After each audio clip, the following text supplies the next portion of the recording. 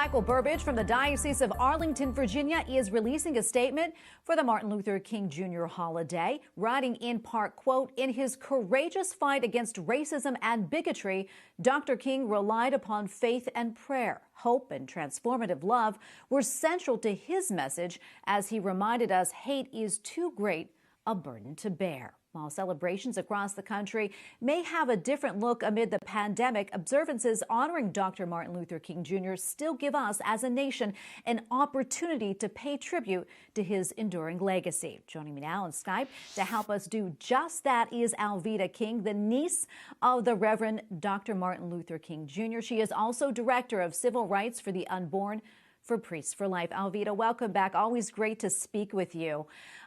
It's always what comes good to be your with you, mind as you think about? Yeah. Thank you so much, Miss Alveda. What comes to your mind as you think about your uncle and his place in history? When I remember my uncle during the Martin Luther King holiday week, I think about his messages of faith, hope, and love. Part of the King family legacy, the very most famous part of our most famous family member, Martin Luther King Jr., Reverend Dr. Martin Luther King Jr.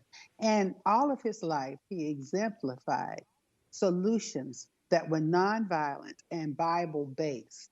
So I remember Uncle ML, his sermons, his speeches, and the way he lived his life. I know that faith played such a fundamental role. Can we talk about that a little bit more, its influence, especially in his calls for mutual respect for one another? One of my uncle's quotes, he spoke about faith, and it's like climbing a staircase. You take one step at a time and the faith builds. And so he was very sure that if he continued to trust in the Lord and to have faith and hope and love, then he could carry a message that God had given him to carry. So my uncle was a nonviolent man. He believed that we were one human race, Acts 17:26, of one blood. God made all people to live together on the face of the earth. And as one human race, we really could learn to live together as brothers and sisters and not perish together as fools.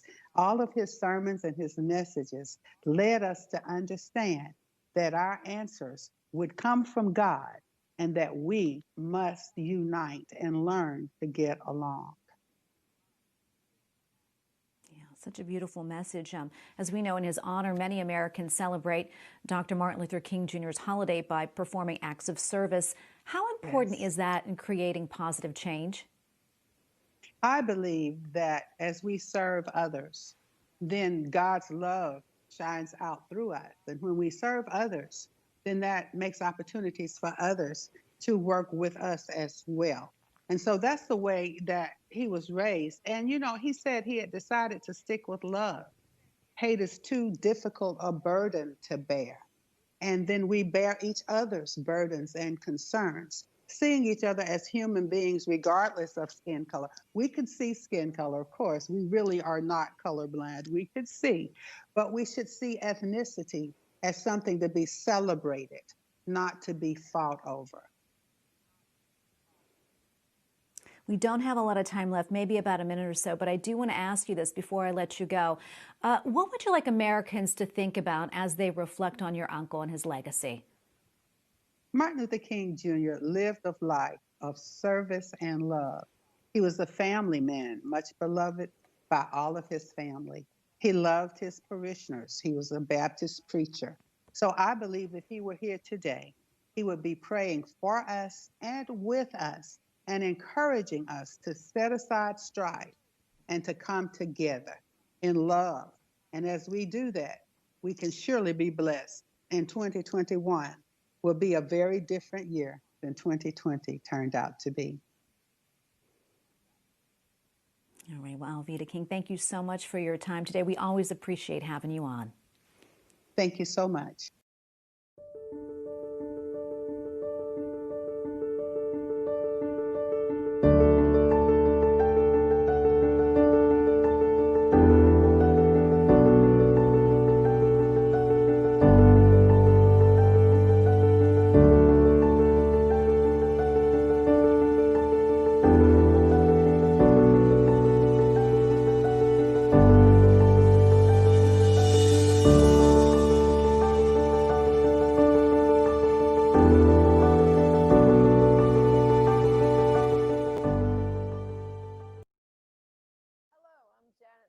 Executive Director of Priest for Life, and welcome to our program.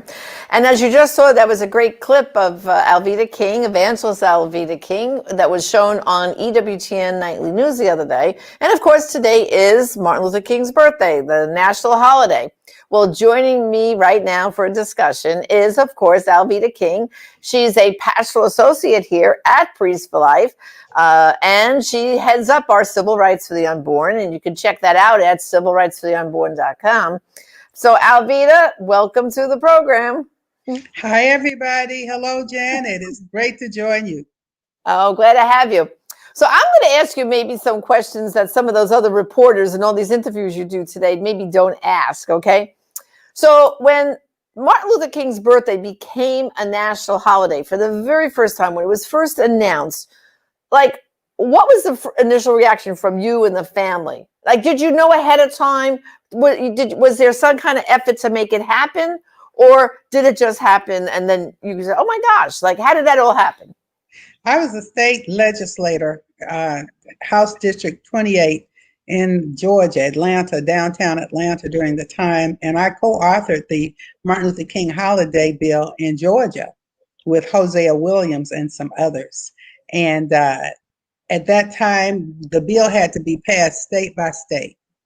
And we were one of the states. I remember when we introduced that bill, Janet, that we took it, it was passed out on the floor of the House. Many of the House members of the House balled the bill up, threw it in the spittoons, and spit tobacco on it. So I was young and beautiful and very impressionable. I was a feisty state legislator, so I went in the speaker's office and cried like a baby. Oh, he said, Miss Alveda, if you stop crying, I'll let it out of committee. So the bill came out of committee. It did pass in Georgia and several states. I think President Reagan might have signed it in '83. I remember going to the White House with my aunt Coretta Scott King and members of our family. So I was very active in getting that bill passed. And interestingly enough, all these years later, when President Trump signed into law on Air Force One, the Martin Luther King Historical Park that had been sponsored by Congressman John Lewis and others, I was there. So I've been involved in the Martin Luther King holiday scenarios for many, many, many years. Right. Well, of course, I've been to the celebrations with you and your family in Atlanta. Of course, we know this year, because of the COVID pandemic, the celebration has taken a totally different look. But ordinarily, I think kind of like the family kind of splits up, right? Who goes here and who goes there. But there in Atlanta, there's always a big celebration at the Ebenezer Baptist Church. And people should understand, first of all, there's two churches there. There's the big new tabernacle across the street, but the original Ebenezer Church is kind of small across the street, right? Right. And so the small church is a historic site. It belongs to the Park Service now. And then the Horizons Church across the street is the largest sanctuary. Yeah. That's right. That's right. So the very first year that we had the holiday, can you remember, like, what did you guys do? Well, how did the very first King celebration holiday look? Well, it was very similar to what it has become throughout the years. It was at the church. Many people were there, many speakers. That was not uncommon. Of course, Aunt Coretta was still there during that time, and even my cousin Yolanda King, and it was the Cultural Affairs Department and all of that. So it was very similar to what it is today. It's only different this year.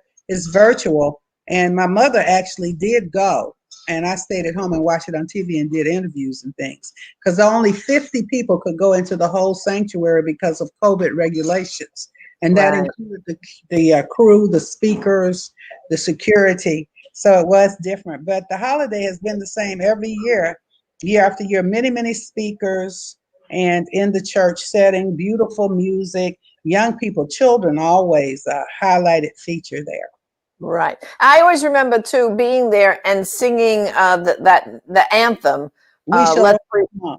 No, the one Lift Every Voice. No, it's We Shall Overcome. We shall overcome. Oh. We shall overcome. And then the other anthem, the Hallelujah chorus. Hallelujah, hallelujah. So those are the two that They have Lift Every Voice and Sing too in different versions, instrumental or something, some years. Right. Yeah. Yeah. Now we just had a question from Khalib, and his question is how he did live each day, and he regarded his family, his Bible teachings, and personal convictions always the same, or did he change over time? In other words, your uncle and also your daddy, A.D. King, they're asking, like, from the very early days of the civil rights movement, they had their convictions and all that. Did it carry through always, or was there any kind of change, is what they want to know. In the 1950s, Martin Luther King Jr. and my dad, A.D. King, Reverend Dr. Martin Luther King Jr., and my dad, Reverend A.D. King, became Baptist preachers. And they were co-pastors with their dad sometimes. They traveled all over the country speaking and preaching together. Now, as a young man, as a student, Martin Luther King Jr. studied everything, socialism and all of this. He traveled here and there. He questioned and challenged Christianity in college, and that does happen in college. I did too. Many people, you learn all these various philosophies in college. However, in the mid-50s, my uncle, after Mrs. Rosa Parks decided not to give up her seat on the bus and all of that, the movement began in earnest. And Martin Luther King Jr. had a knock at midnight, a religious experience, a Christian experience with God. And at his kitchen table in Montgomery, he said he heard the voice of Jesus say, Martin Luther, stand up for truth, stand up for justice, and lo, I will never leave you. So from that day forward, any of his other thinking and all of that, he began to live earnestly for the Lord, and he did that until he died. So many people, they will say, oh, Martin Luther King was a communist. Martin Luther King was a socialist. Well, when he was in college, he was exploring all of that, but he committed his life to the Lord, and he became a different person. That's right. Yeah. Well, and then I just want to say a word about your mom, Miss Naomi. Now, tell everybody, I'm amazed that she went down to the church today for the ceremony, because I know your mom's hasn't been well this winter so far. Right. She's battled a little pneumonia here and there and other struggles. Tell everyone a little bit about your mom. How old is she now? Mother is 89, and she went with Dr. Babs on a banjo, who is the president. Mother's the co-founder of the A.D. King Foundation. And so they represented the A.D. King family at the event today. So she's still out. She's not even back home yet. I don't know. They probably went to pick up something to eat. Yeah. Now, I want people also to understand, while Martin Luther King, your uncle, is the person that all the highways are named at, or buildings are named after, and this is the name of the holiday. It's his birthday, But your dad, those two brothers, they were like peas and carrots, always together. And from what I understand, I want you to clarify this for our viewers. I think your dad, basically they decided, the two brothers got together and say, listen, we've got this whole Southern Christian, leadership coalition that we're forming, and we're going to be in a battle here, not a physical battle, but I'm saying, the peaceful demonstrating and all this. And from what I understand, they made an agreement that Martin would do the preaching, and your daddy, even though he was also a good preacher, he would be the front team with some of the other guys, and they would go to the next city and get everything prepared. Is that good? Is that correct? In a way, they were such brothers in the struggle, nicknamed the Sons of Thunder, like James and John in the Bible. And so Daddy actually in Kentucky founded the Kentucky Christian Leadership Conference. And his brother, Uncle Emil, had already founded the Southern Christian Leadership Conference. So Daddy was almost like the Kennedy brothers. You had John Kennedy and Bobby Kennedy. So the brothers just working at what they did well. And Daddy and my uncle in the 50s actually used to preach together. They would go and do revivals and things together. So God anointed and appointed Martin Luther King Jr. like Moses. So it wasn't that the brothers decided.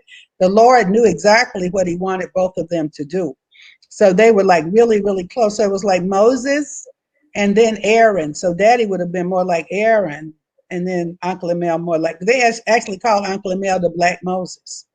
Ah, look at that. Well, I'm going to invite any of our viewers right now. If you have a question for Miss Alveda, now's your chance. You know, this is your chance to ask questions that they're not going to maybe do on when she's on Fox or these other shows. So this is the chance. And while I'm waiting for the next, here's another question. David Torres wants to know what your uncle could have been thinking on what's going on right now. Oh, okay. What would MLK and your daddy say about what's happening here in America now? You know, the good thing about famous people, they write books sometimes.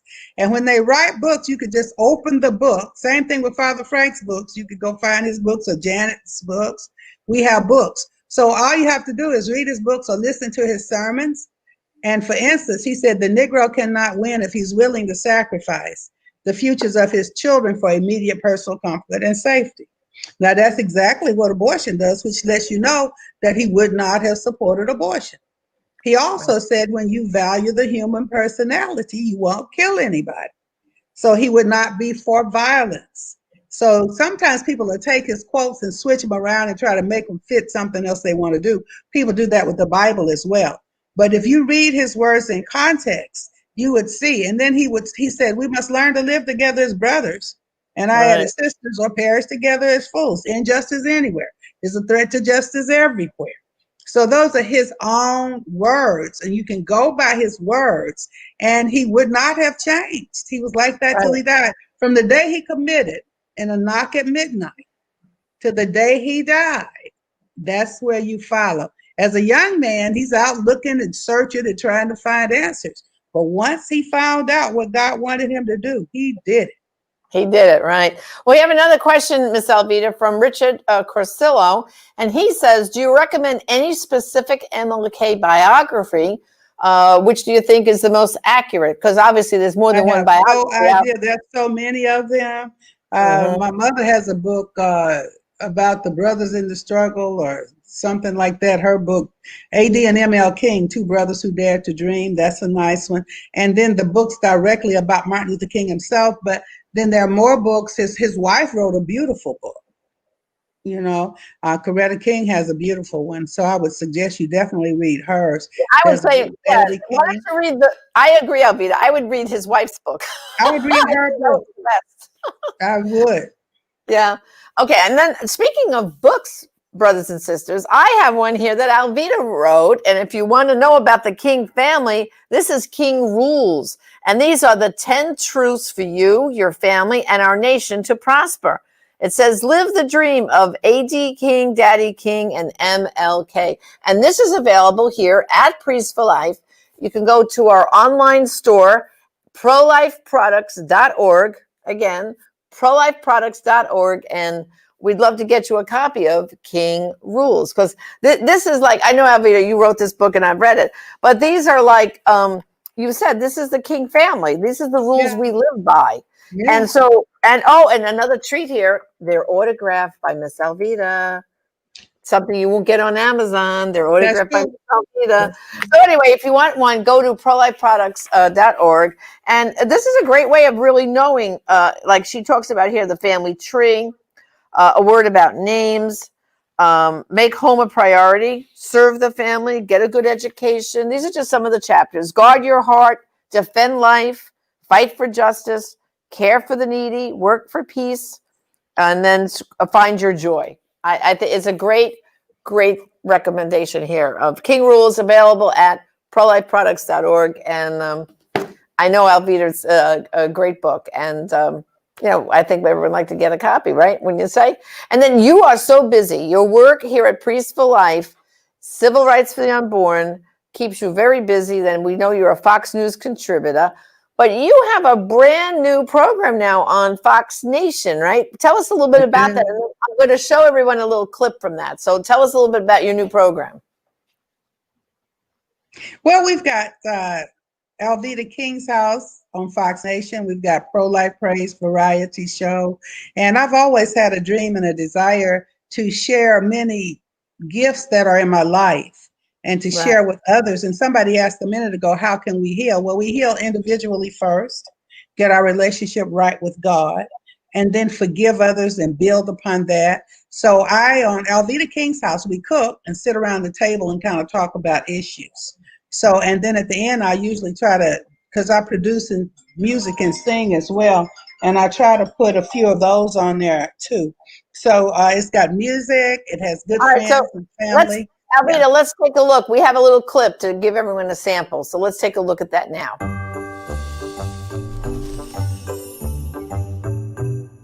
So remember now, with Gigi's Home for the Holidays cookbook, what we want you to do is to add your flavor into your recipes, and we leave a lot of room for that.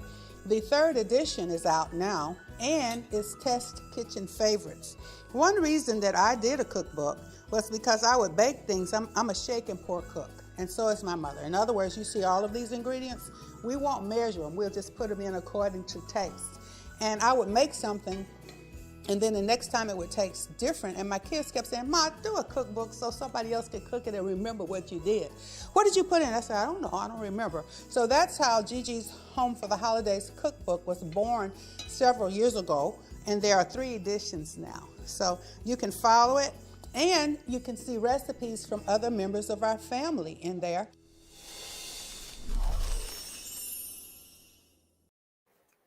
All right, well, there's just a sample. And I think there's a new show each month, right, Alveda? Well, there are 6 shows. So we had Christmas in December, and then January, the one that's out now, the Martin Luther King show, the Black History show next month. Then we skip all the way over to Mother's Day with my mom, and that's exciting, and my 2 daughters. And then June, Father's Day and Juneteenth. And then the show number 6 will be next August. And we may begin to squeeze some others in. We don't know yet.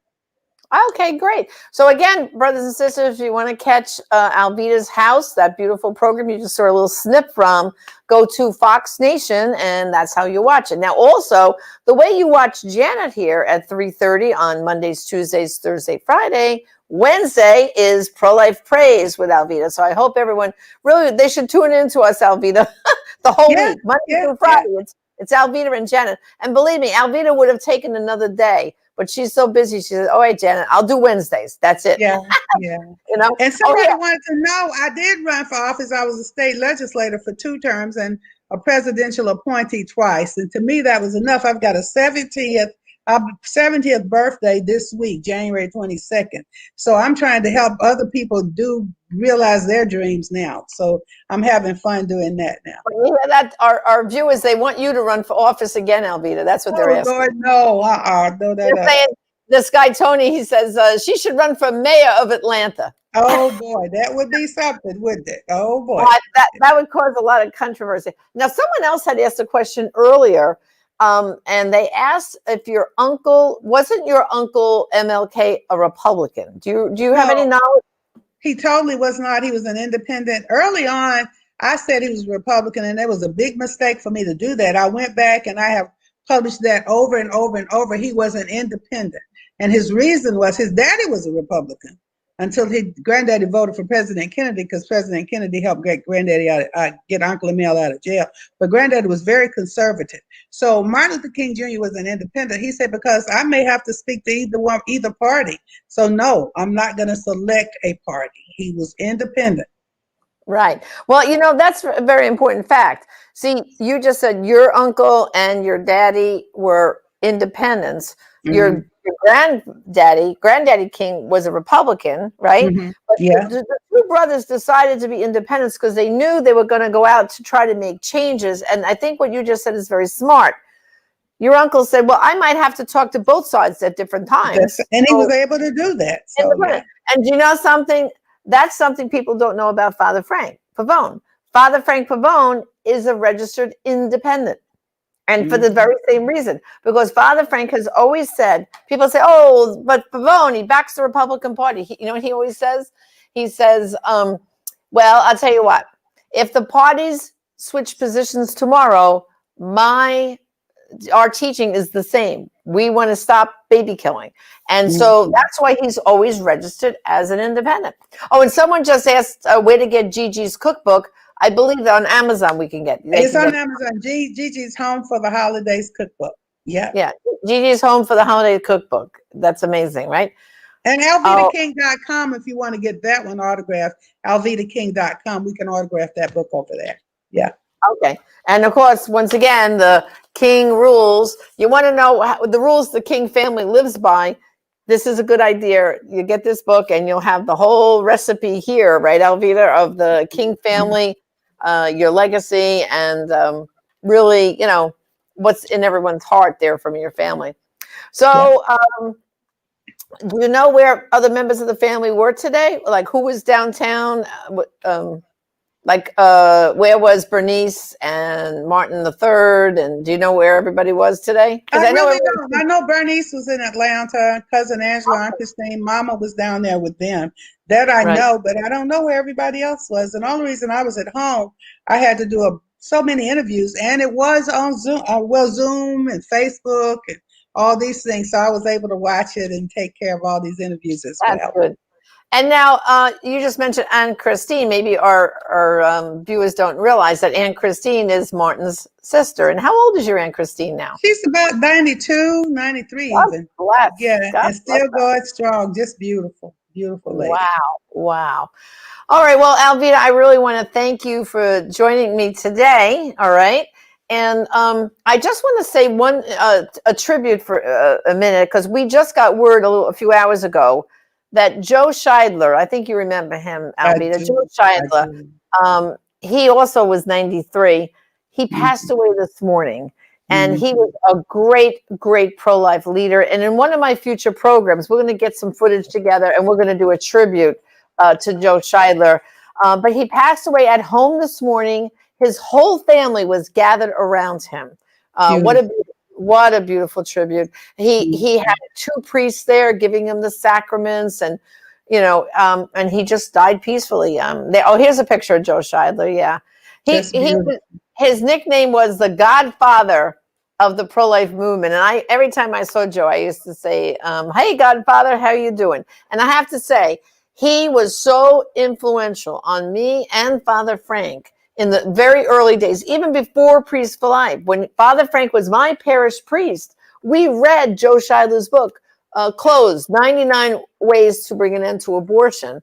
Wow. It was for us like a pro-life Bible. We studied it, and then we contacted Mr. Scheidler. And then when Father Frank became the first full-time national director of Priest for Life in 93, one of the very first trips he made was to go to Chicago and meet Joe Scheidler and a whole bunch of other pro-lifers in the area to kind of get Father Frank up to speed of the movement. Here's a picture of old one from me and Joe Scheidler. There we go. Picture of Janet. Back when I gained weight. Oh my gosh, I don't like looking at that picture. I know what you mean. I've lost some weight now, and I look at some of those pictures. I'm like, oh God. I know, but we do want to pray for Joe. Keep him in our prayers, and his family now, as they have to make the arrangements for his funeral amid COVID. You don't know what that's going to look like. I mean, ordinarily under normal circumstances, I would have jumped on a plane and went to Chicago to be up there. But obviously that's not going to happen. But everyone should keep Joe in your prayers.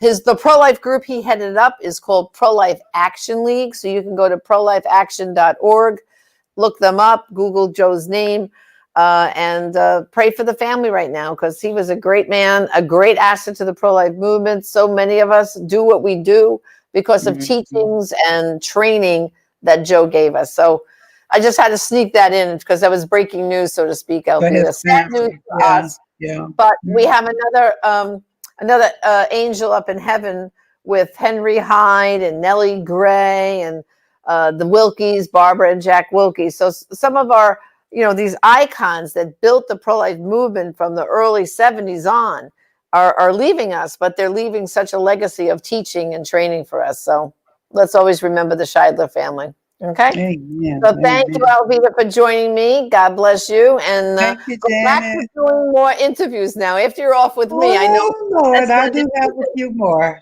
Yeah.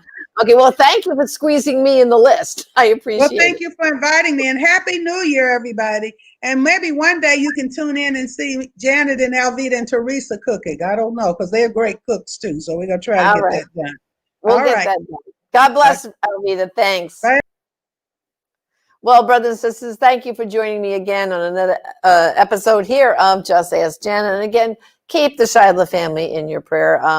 My heart is really breaking. We were very close to Joe Scheidler, and what an inspiration he was. So until next week, This is Janet Morana. Oh, until not next week, but till next time. This is Janet Morana on Just Ask Janet. Thanks, and God bless.